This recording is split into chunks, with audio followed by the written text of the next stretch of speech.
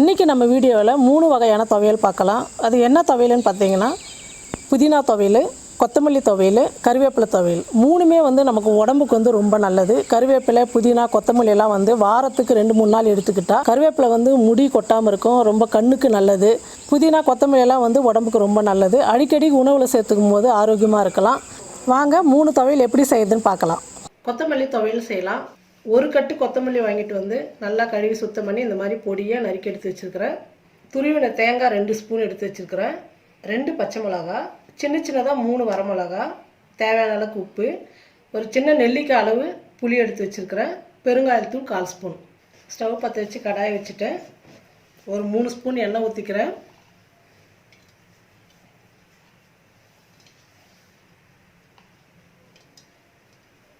எண்ணெய் சூடு ஏறிடுச்சு. வரமிளகா 3, பச்சை மிளகா 2, பச்சை மிளகா போட்டு ஒரு மூடி போட்டு மூடிடலாம். பச்சை மிளகாலாம் நல்லா வதங்கிடுச்சு. பெருங்காயத்தூள் போட்டுக்கிறேன். இப்போ தேங்காய் சேர்த்துக்கிறேன். தேங்காய் போட்டு கொஞ்ச நேரம் வதக்கிடலாம். இப்போ புளி சேர்த்துக்கிறேன்.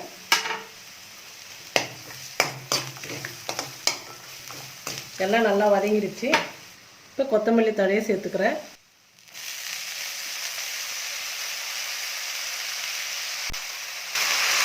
கொத்தமல்லி போட்டதுக்கப்புறம் ரொம்ப நேரம் வதக்கக்கூடாது. சும்மா 1 நிமிஷம் வதங்கினா போதும். கொத்தமல்லி துவையல் செஞ்சு சாப்பிடும் போது நமக்கு பித்தம் அதிகமாக இருந்தால் கட்டுப்படுத்தும், பித்தம் வராமையும் தடுக்கும். கொத்தமல்லியில் அவ்வளோ மருத்துவ குணம் இருக்குது. அடிக்கடி வாரத்தில் 2 நாளாவது நீங்கள் இந்த கொத்தமல்லியோட துவையல், சட்னி இதெல்லாம் செஞ்சு சாப்பிடும்போது ரொம்ப நல்லது.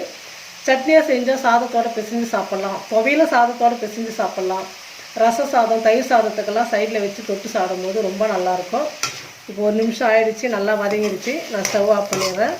இதை நல்லா சூடு ஆறட்டும், நம்ம மிக்ஸியில் போட்டு அரைச்சிக்கலாம். அடுத்தது கருவேப்பிலை துவையல் செஞ்சுக்கலாம். நாங்கள் எப்போவுமே கருவேப்பிலை வாங்கிட்டு வந்தால் பெருசாக இருக்கிறதெல்லாம் நல்லா இருக்கிறதெல்லாம் எடுத்து தனியாக அலசி ஒரு டப்பாவில் போட்டு ஃப்ரிட்ஜில் வச்சுடுவோம். இந்த மாதிரி சின்ன சின்னதாக அந்த துளிர் பொடியாக இருக்கிற கருவேப்பிலெல்லாம் எடுத்து துவையல் அரைச்சிக்குவோம். அதே மாதிரி தான் நான் எடுத்து வச்சுருக்கிறேன். ஒரு கைப்பிடி அளவு கருவேப்பிலை இருக்குது. தேங்காய் 1 ஸ்பூன், வரமிளகா சின்ன சின்னதாக இருக்கிறதுனால நான் ஒரு 4 எடுத்து வச்சுருக்கிறேன். பெருங்காயத்தூள் 1 சிட்டிகை, புளி, தேவையான அளவுக்கு உப்பு. கடாய் சூடு ஏறிடுச்சு. ஒரு 2 ஸ்பூன் எண்ணெய் சேர்த்துக்கிறேன். எண்ணெய் காஞ்சிடுச்சு. வரமிளகா நல்லா வந்துடுச்சு. இப்போ தேங்காய் சேர்த்துக்கிறேன். பெருங்காயத்தூள், புளி, இப்போ எல்லாம் சேர்த்து கொஞ்ச நேரம் வதக்கிக்கலாம். எல்லாம் நல்லா வதங்கிடுச்சு. இப்போ கருவேப்பிலை சேர்த்துக்கிறேன்.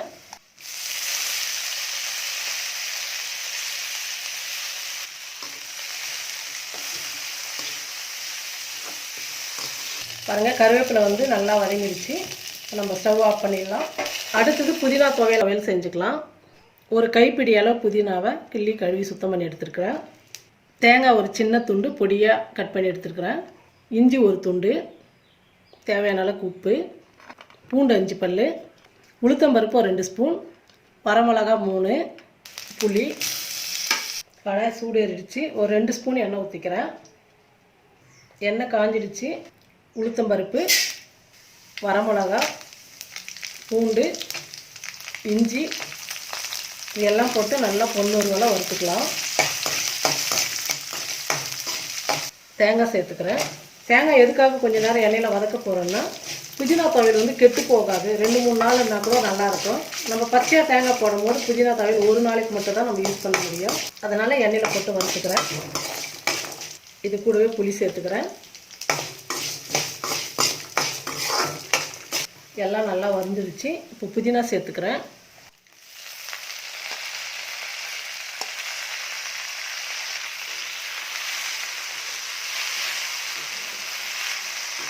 புதினா சேர்த்ததுக்கப்புறம் 1 நிமிஷம் வதக்கிட்டால் போதும், ரொம்ப நேரம் வதக்க வேணாம். புதினா நல்லா வதங்கிடுச்சு 1 நிமிஷம். இப்போ ஸ்டவ் ஆஃப் பண்ணிடலாம். உப்பு சேர்த்துக்கிறேன். இப்போ சூடு ஆறட்டன் மிக்சியில் போட்டு அரைச்சிக்கலாம். கொத்தமல்லி வதக்கினது சூடு ஆறிடுச்சு. உப்பு சேர்த்து மிக்சியில் அரைச்சிக்கலாம். கருவேப்பிலை வதக்கினது சூடு ஆறிடுச்சு. இதையும் உப்பு சேர்த்து மிக்சியில் போட்டு அரைச்சிக்கலாம். கொத்தமல்லி துவையல், கருவேப்பிலை துவையல், புதினா துவையல் ரெடி ஆகிடுச்சு. நீங்களும் இந்த மாதிரி இந்த துவையல் வாரத்துக்கு 1 முறை 2 முறை செஞ்சு சாப்பிடுங்க. செஞ்சு பார்த்துட்டு எப்படி இருக்குன்னு சொல்லிட்டு கமெண்ட் பண்ணுங்கள், ஷேர் பண்ணுங்கள். நன்றி.